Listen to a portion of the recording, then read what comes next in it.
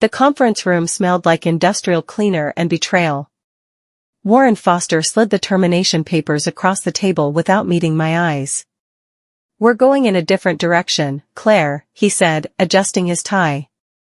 I sat perfectly still, watching his nephew Blake smirk from his position behind Warren's chair. 26 years old, fresh MBA, designer sneakers visible under the conference table. "Blake will be taking over as Quality Assurance Director," Warren continued. "We need someone who understands modern quality management systems." 9 years. I'd spent 9 years building Horizon Pharma's compliance infrastructure from the ground up. I'd personally saved this facility from losing FDA approval in 2016.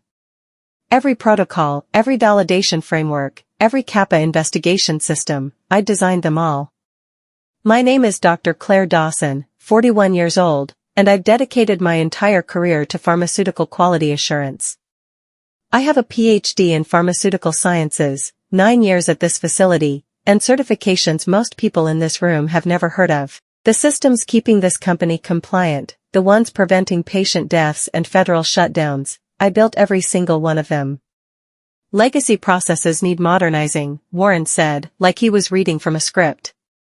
Diane from HR wouldn't look at me. Her hands trembled slightly as she pushed the severance agreement forward. "What about the active FDA correspondence files?" I asked, my voice steady. "The 21 CFR Part 211 updates? The CAPA investigations? The re-inspection?" Warren waved dismissively. Blake's got fresh eyes. "We need innovation, not bureaucracy." I stood slowly, gathering my belongings. "The FDA inspector's name is Isabel Crane," I said. "She'll remember me." Warren actually laughed. Blake checked his phone. I walked out and drove straight home. My townhouse felt too quiet. I opened wine and stared at the framed certificates covering my office wall, FDA training certifications, commendation letters from 3 different inspectors, the photo from the 2019 industry conference where I'd presented on post-market surveillance. My phone buzzed constantly. Missed calls from my team, Derek, the senior quality engineer, Sonia, our validation lead, Priya from the analytical lab, Eddie from production. I didn't call back. Not yet. Instead, I opened my laptop and reviewed my personal archive. 9 years of meticulously maintained backup files. Every SOP I'd written. Every deviation I'd investigated. Every CAPA I'd closed. Every warning letter response I'd drafted. Then I opened a specific folder, Active FDA Communications, Confidential. Inside were email chains with Inspector Isabel Crane regarding Horizon's corrective action plan from the 2023 inspection. The final email, dated 2 weeks ago, confirmed, re-inspection scheduled November 14th to 16th. Looking forward to reviewing corrective actions with Dr. Dawson. That was in 4 days. I texted Derek, "Did Warren schedule the FDA prep meetings?" His reply came immediately, "What prep meetings?" "Blake says we're always inspection ready." I pulled up my calendar. November 14th. 3 days away. I opened a new document and titled it, FDA Re-Inspection, Things They'll Ask For. Blake arrived his first day wearing a blazer with the tag still visible on the sleeve. He called an all-hands quality meeting at 10 a.m. Our team filed in warily, 12 experienced quality professionals who'd built this system together. "Guys, we're going to disrupt quality assurance," Blake announced, grinning. He actually said disrupt. His PowerPoint promised to eliminate bureaucratic bottlenecks and implement trust-based self-certification where operators could approve their own work. The room went silent. Sonia raised her hand carefully. "That violates 21 CFR 211.22. We can't have self-approval in pharmaceutical manufacturing." Blake's smile didn't waver. "That's legacy thinking. The FDA wants innovation." Derek tried another approach. "Claire had specific protocols for the re-inspection. Should we review those?" "My uncle says Claire was too cautious," Blake said. "We're approved. We're compliant. We don't need to overprepare."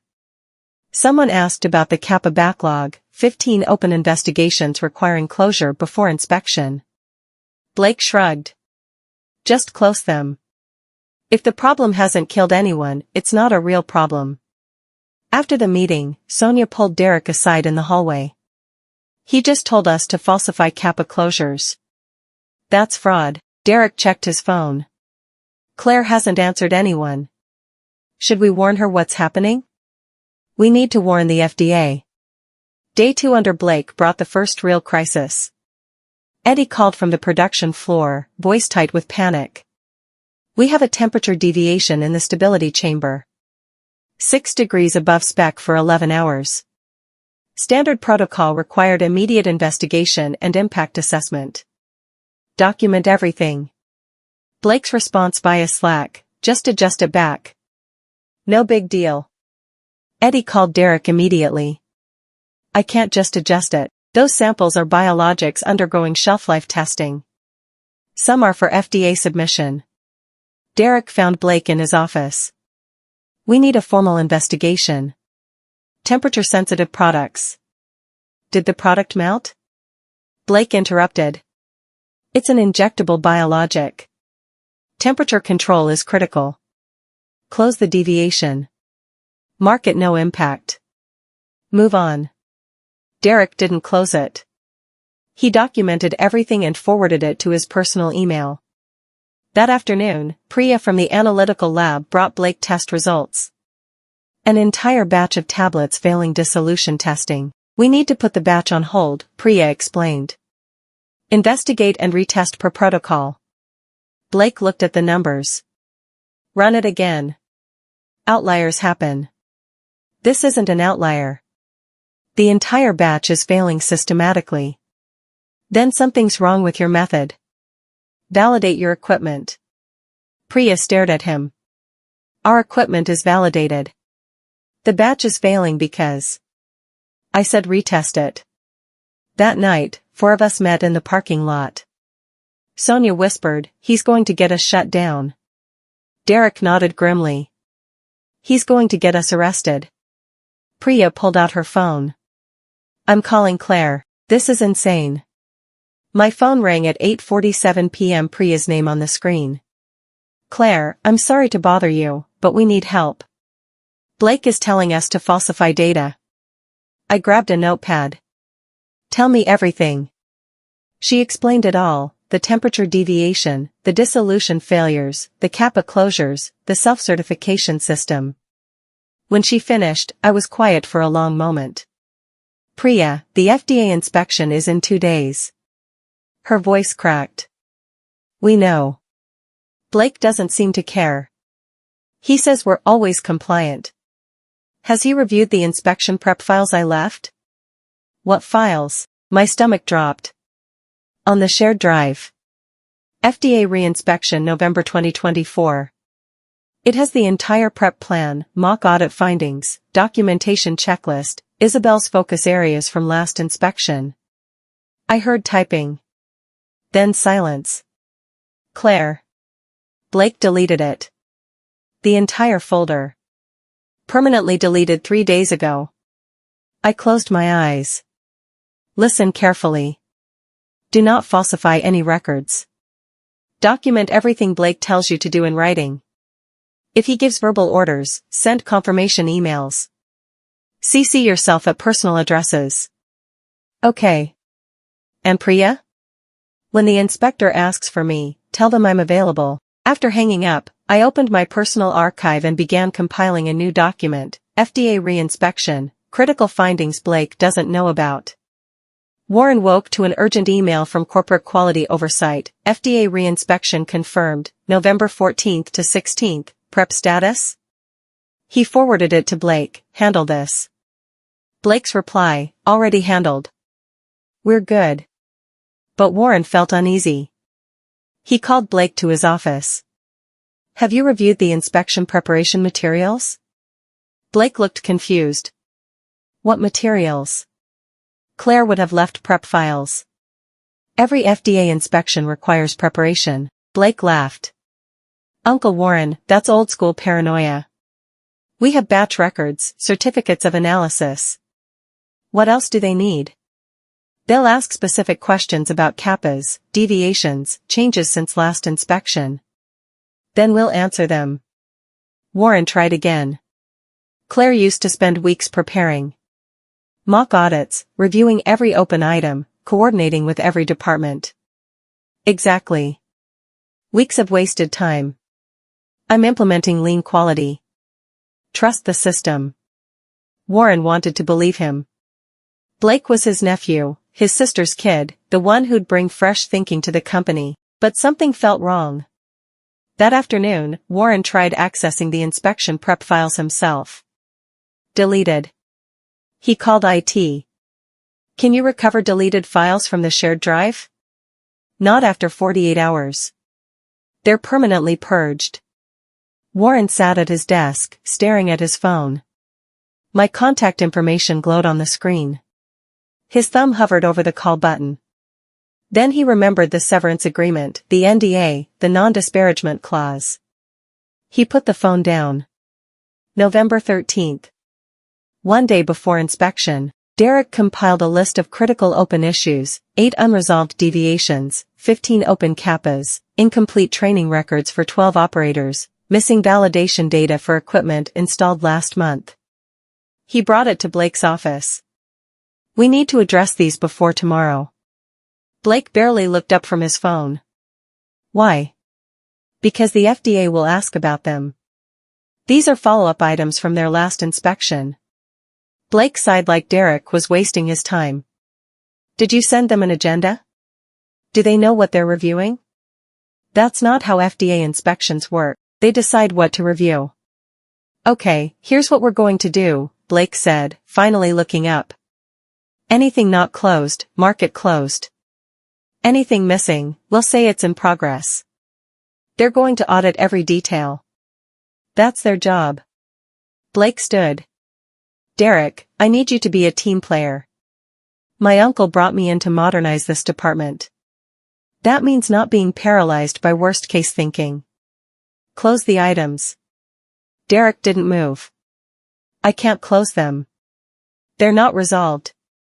Blake's voice hardened. Then I'll close them myself. You're dismissed. In the hallway, Derek pulled out his phone and did something he'd never done before. He called me directly. I answered on the first ring. They're going to falsify closure reports, Derek said, his voice shaking. Blake's planning to mark everything resolved before inspection. Forward me everything. Every email, every document, every directive. Personal account only. What are you going to do? What I should have done the day they hired him. I'm calling Isabel Crane. November 14th, 9 a.m. Inspector Isabel Crane pulled into Horizon Pharma's parking lot with 2 additional investigators, a microbiologist and a compliance officer. This wasn't routine. It was a re-inspection following significant findings from 2023. Warren met them in the lobby, sweating despite the November chill. Blake stood beside him in an expensive suit. Isabel extended her hand. Mr. Foster, good to see you again. She looked around. Is Dr. Dawson available? I'd like to start by reviewing the kappa closures with her. Warren froze. Blake jumped in. I'm Blake Foster, the new QA director. I'll be your point of contact. Isabel's expression didn't change, but something shifted in her eyes. When did this change occur? Just this week. Fresh perspective. Isabel opened her tablet, scrolled through notes. Dr. Dawson has been my primary contact for 2 years. She was managing the corrective action plan. I need to see her closure documentation. Warren's voice was tight. She's no longer with the company. Isabel stopped scrolling. Looked up. She left voluntarily? Silence. We made a strategic organizational change, Blake said. Isabel closed her tablet. I'll need her contact information. I have specific technical questions about root cause investigations she initiated. Warren's face drained of color. Blake, oblivious, I can answer any technical questions. Isabel's voice was cool. I'm sure you can try. Isabel and her team set up in the main conference room. She pulled out a thick binder, the 2023 inspection report with observation findings and CAPA commitments. Let's start with observation 3, inadequate investigation of sterility failures in batch 4782A-DR. Dawson committed to implementing a revised environmental monitoring program. Show me the closure package. Blake looked at Warren.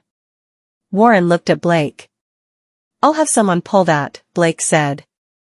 Derek, sitting in the corner as quality support, was already texting Sonia, get me everything related to batch 4782A. Now. 20 minutes later, Derek returned with a folder. Isabel reviewed it silently.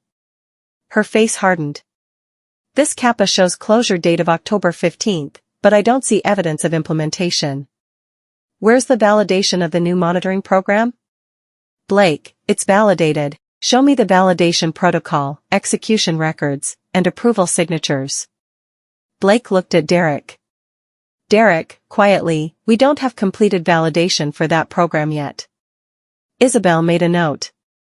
So this CAPA is not actually closed. It's administratively closed, Blake said. The work is in progress.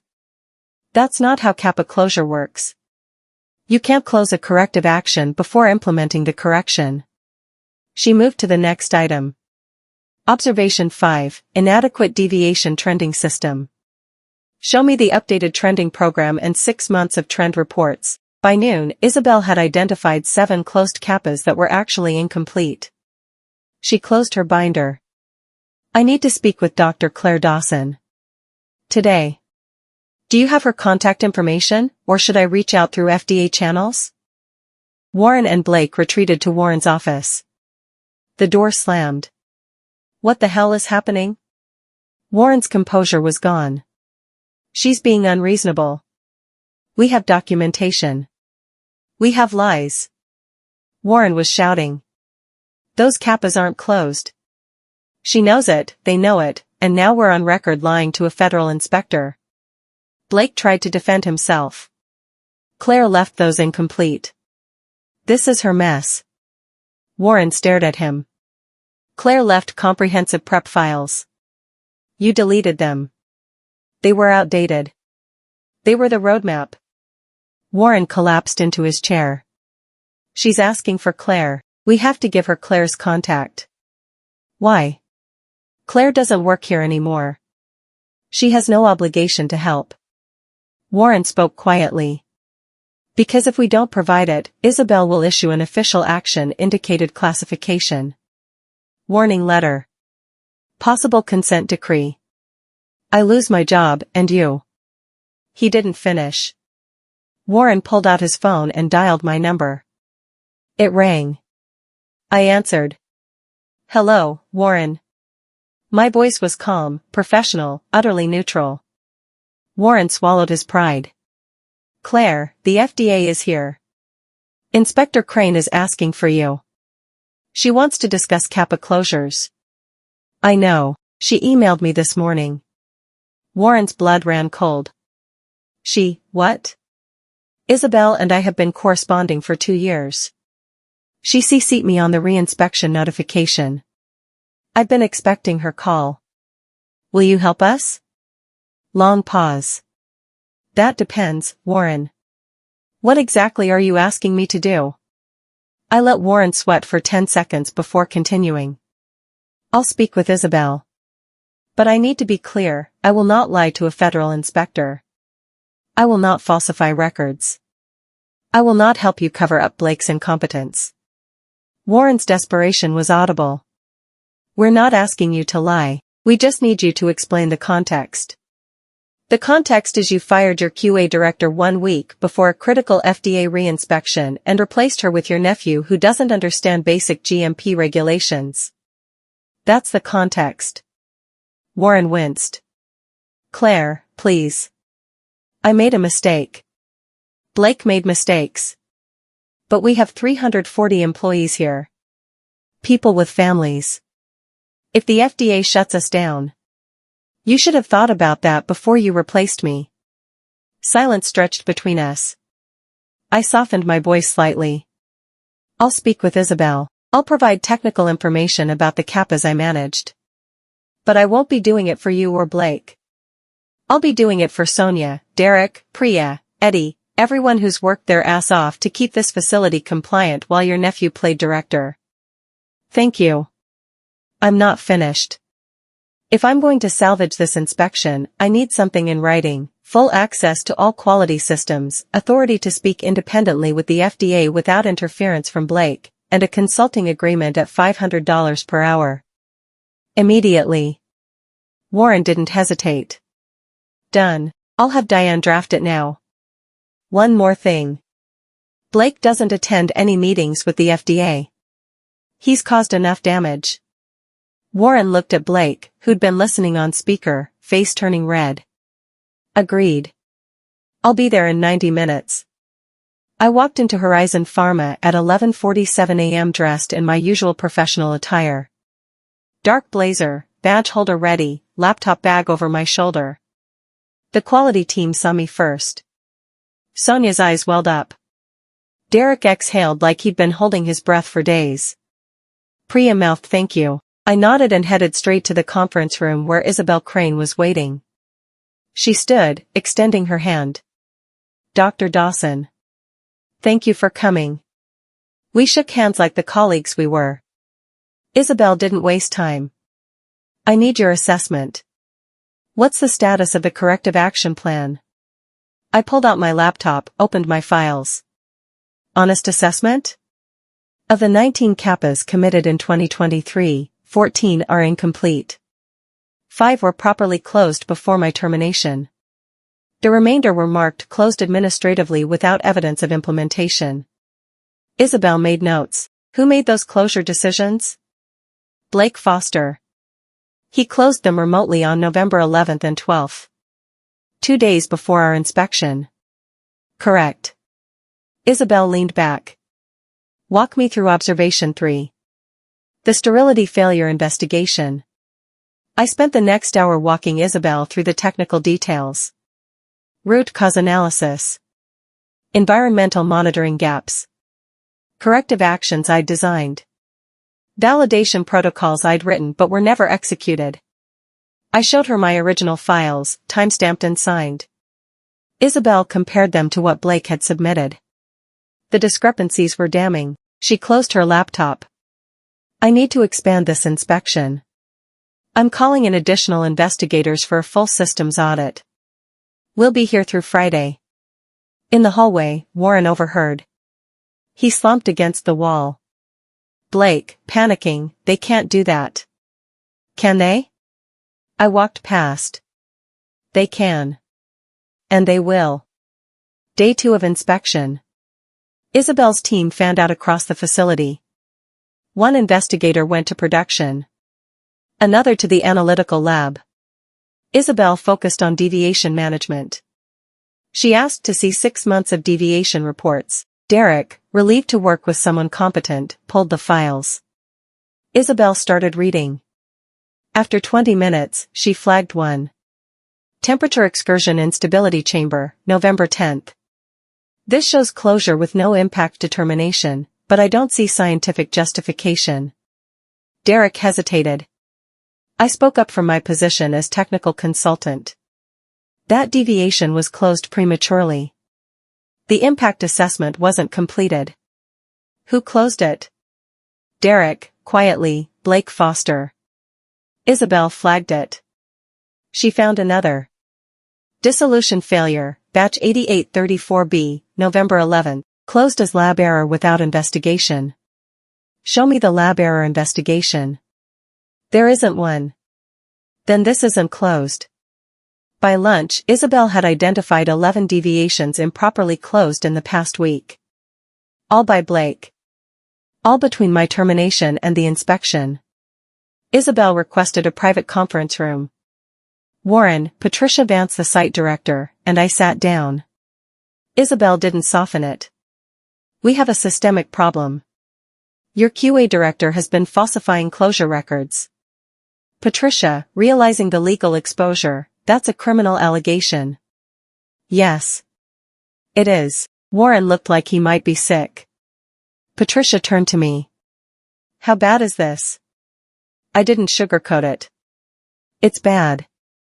Blake closed 19 deviations and 15 kappas in 4 days without proper investigation, impact assessment, or implementation verification. That's falsification of records under 21 CFR 211.194. Patricia, an attorney by training, understood immediately. Federal violation. Yes. Isabel added, I'm required to document this in our establishment inspection report. Depending on Office of Criminal Investigations review, this could result in prosecution. Warren's voice cracked. Blake didn't understand what he was doing. He's not a criminal. Just inexperienced. Isabel's professionalism was cold. Intent doesn't matter. The records are false. The impact is real.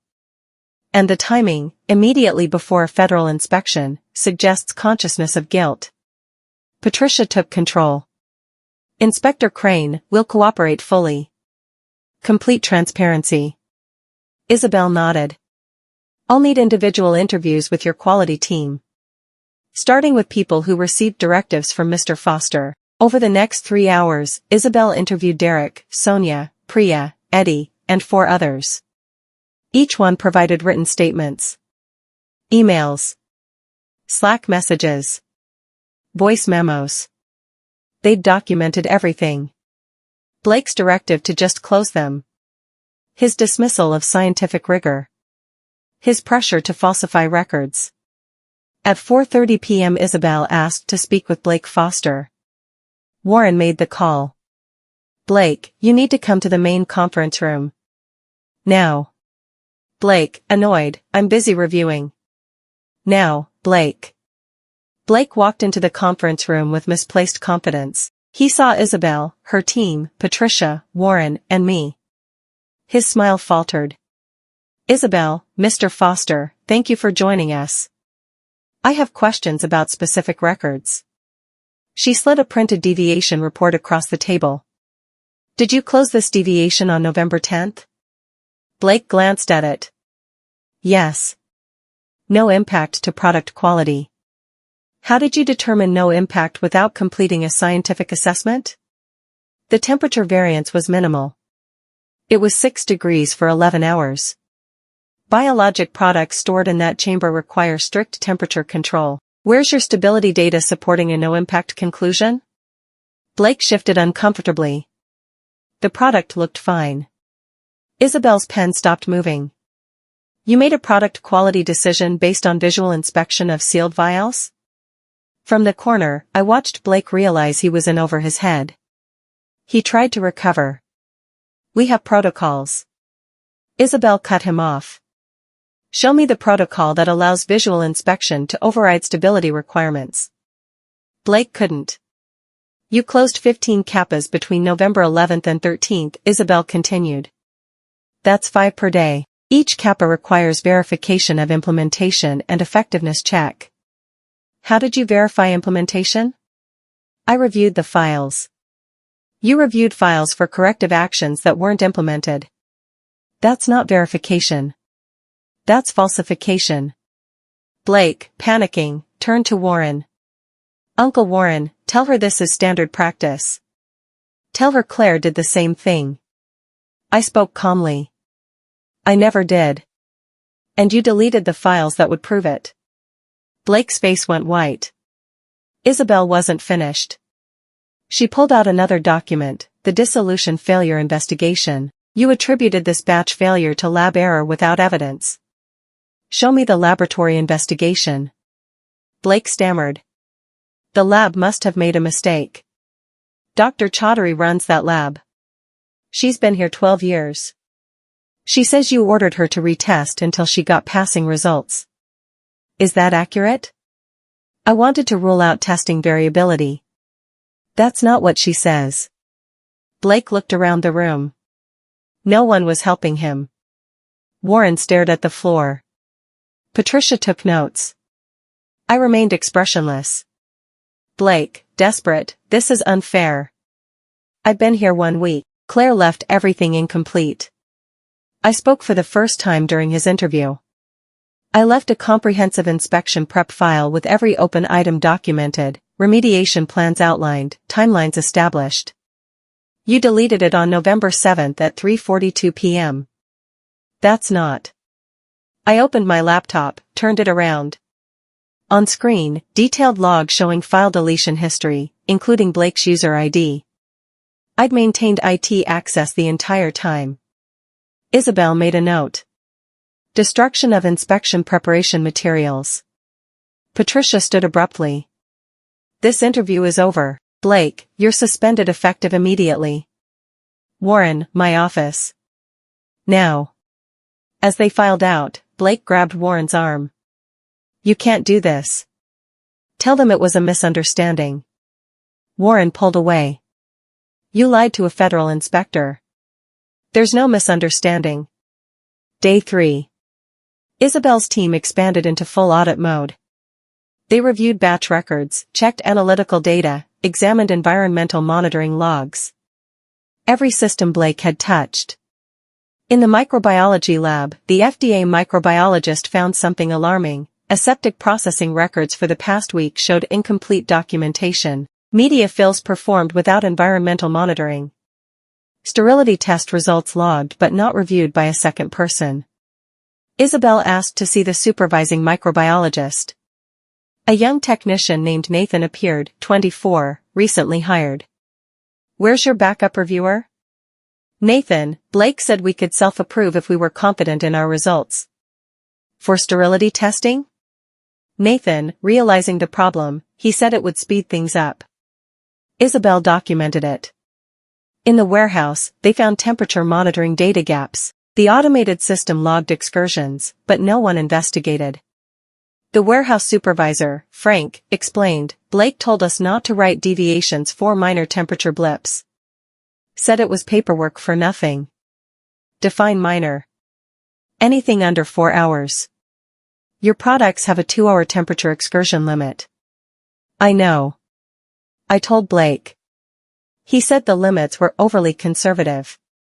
By end of day 3, Isabel had documented 43 observations. Patricia, reading the preliminary list, went pale. She turned to me. Can we recover from this? I answered honestly. Not quickly, and not without a complete overhaul of everything Blake touched. Thursday night. Patricia called corporate headquarters in Chicago. CEO Victor Sterling answered. Patricia explained, FDA reinspection gone catastrophic, QA director falsifying records, potential criminal investigation.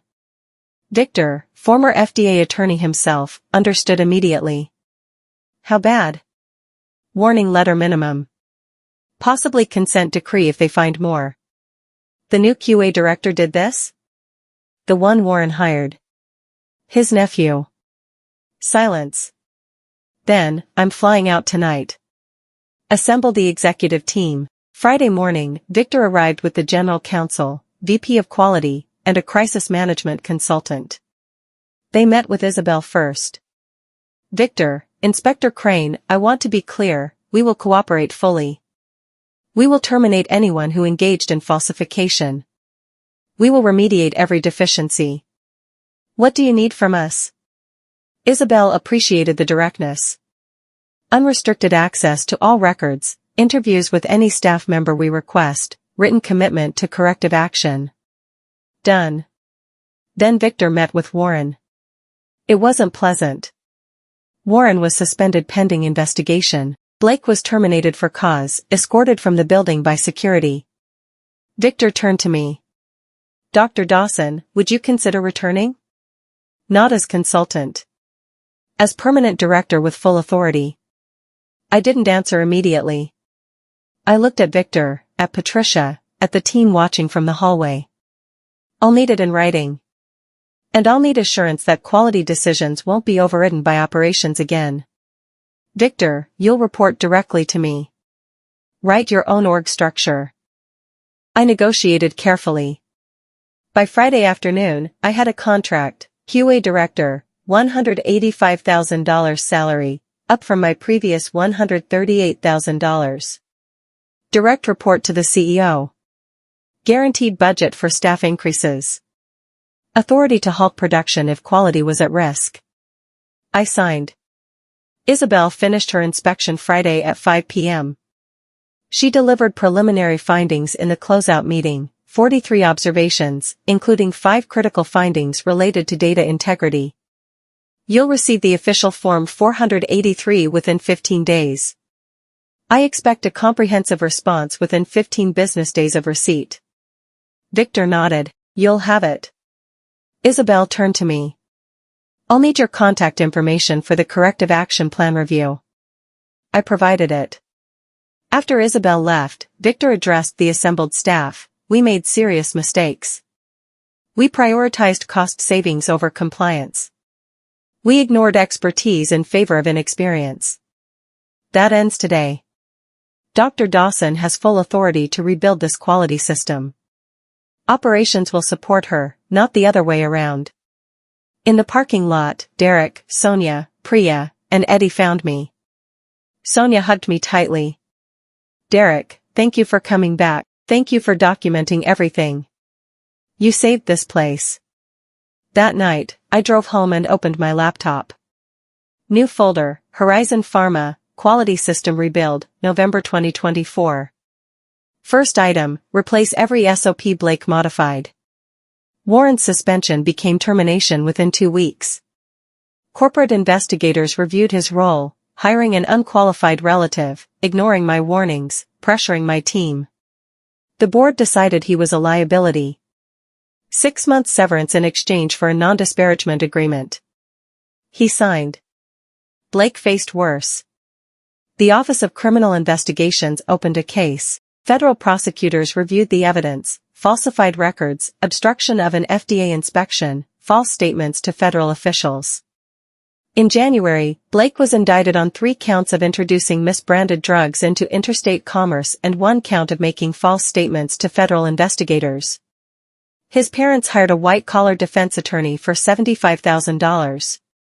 The case settled with a plea agreement. Blake pleaded guilty to 1 misdemeanor count. 18 months probation, $50,000 fine, permanently barred from working in FDA-regulated industries. His LinkedIn profile, which once boasted QA Director, Disrupting Pharmaceutical Quality, was deleted. Blake's attorney sent me a letter requesting a character reference for sentencing. I declined.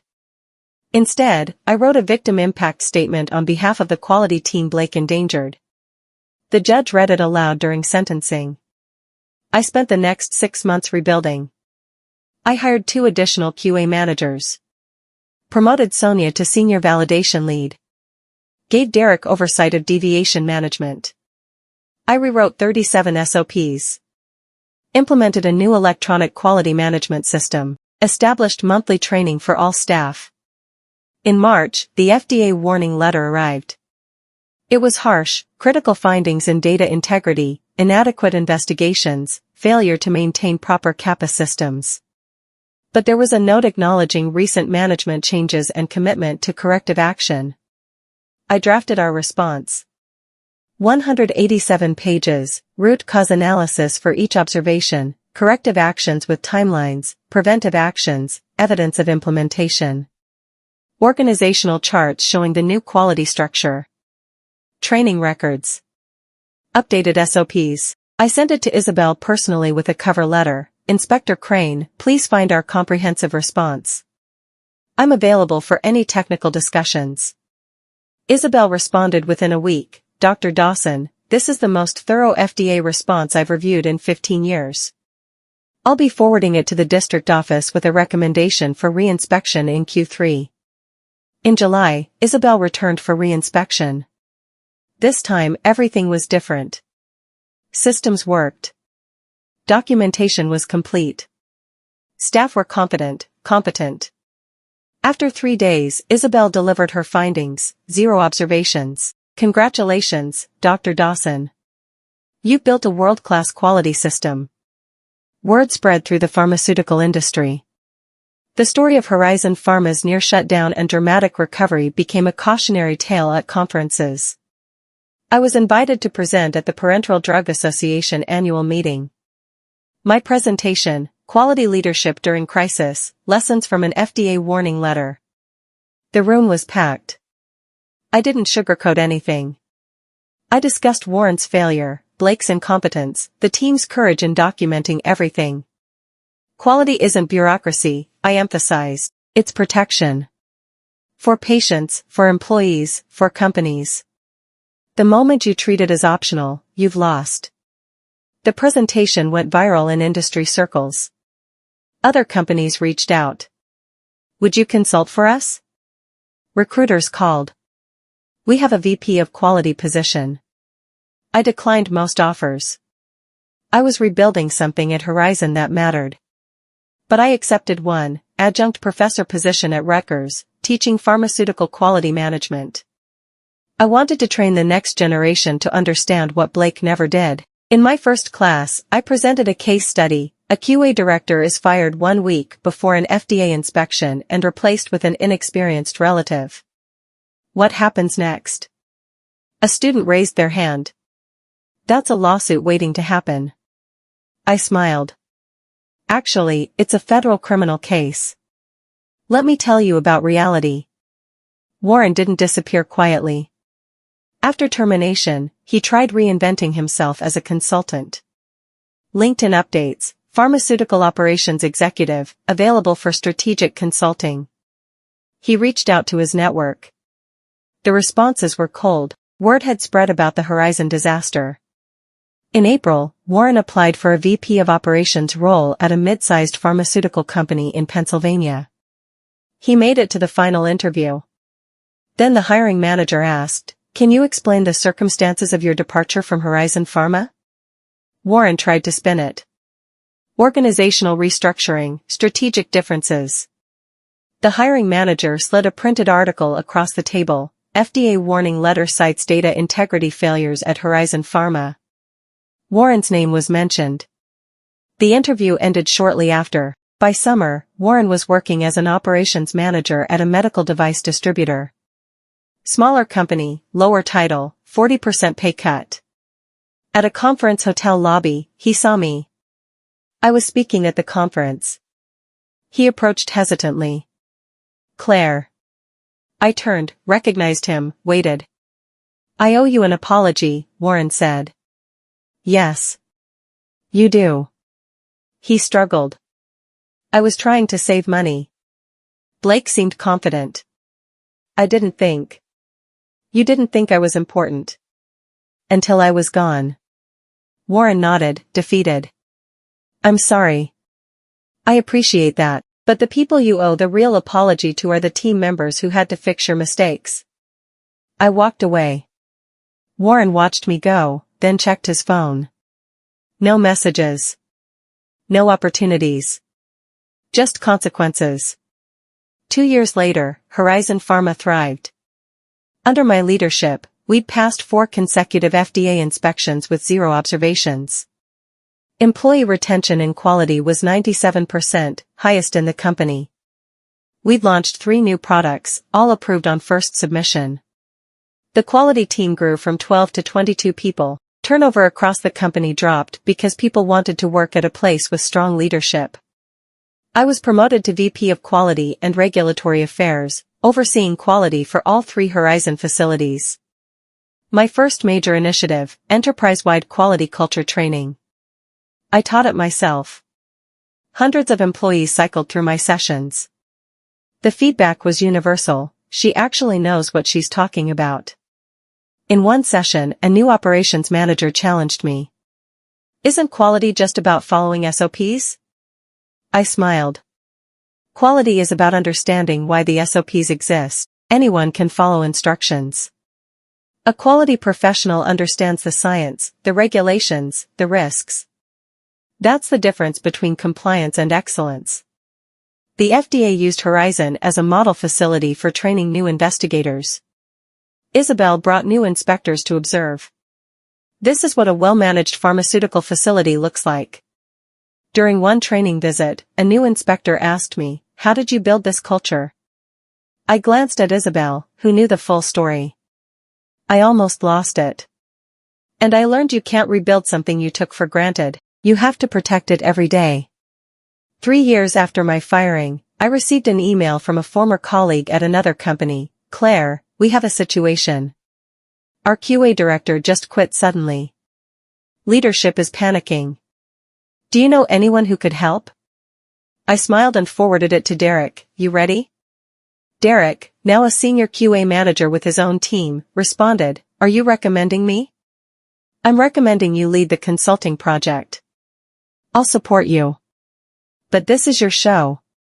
Derek took the assignment. I watched him navigate the crisis with the same methodical competence I'd taught him. He rebuilt their systems, trained their staff, prepared them for inspection. When it was over, they offered him their QA director position. He accepted. At his going-away party, Derek gave a speech. 3 years ago, I watched the best quality leader I've ever known get fired for being too good at her job. I was angry. But she taught me something. You don't prove your value by shouting. You prove it by being essential. And when you're gone, they realize what they lost. He raised his glass. To Claire, who showed us that expertise isn't replaceable. It's earned. I was embarrassed by the attention. To all of you. You saved this place. I just had the paperwork. 5 years later, I received a LinkedIn message from Nathan, the young microbiologist who'd been pressured by Blake to self-approve sterility tests. Dr. Dawson, you don't know me, but I was at Horizon during the FDA inspection crisis. I was terrified I'd lose my career before it started. But watching you handle that situation taught me what real quality leadership looks like. I just accepted a QA manager position. I wanted to thank you. I responded, Congratulations, Nathan. Remember, the rules exist to protect patients. Never let anyone pressure you to compromise that. I closed my laptop and looked around my office. Awards on the wall.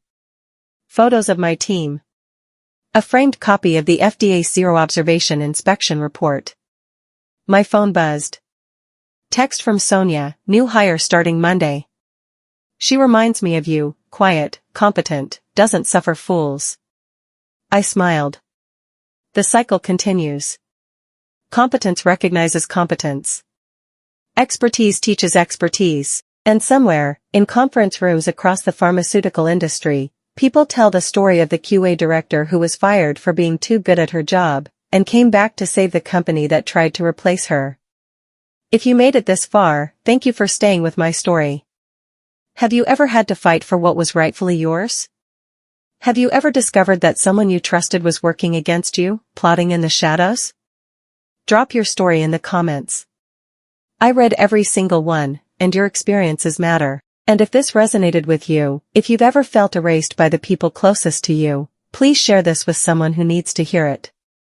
Remember, you are not too emotional. You are not a burden. You are not weak for trusting. You are worthy of respect, honesty, and complete control over your own life. Until next time, stay strong and trust your instincts. They're usually right, even when people try to convince you otherwise.